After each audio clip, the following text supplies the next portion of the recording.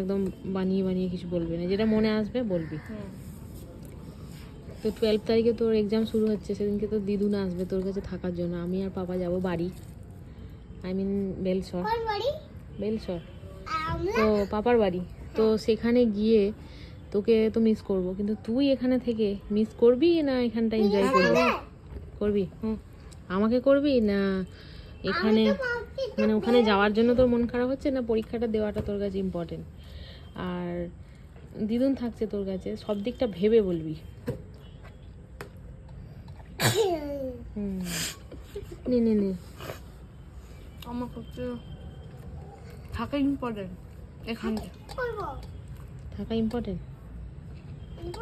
মন খারাপ হবে মামি পাপার জন্য? দুদিনের জন্য যাচ্ছি তো। হ্যাঁ 2 দিনের জন্য যাচ্ছি, কিন্তু তার জন্য দুদিন আমি আমি 1 মাস তোমাকে ছাড়া মামা বাড়িতে রেখেছি। ও 1 মাস তুই আমাকে ছাড়া মার বাড়িতে রেখেছিলি, মানে তুই ছিলি আর কি। আচ্ছা যাই হোক, ভালো করে বলে দিলাম, নাহলে বাংলা যারা বুঝতে পারবে না তোর যা বাংলা। হ্যাঁ আর খাচ্ছিলাম।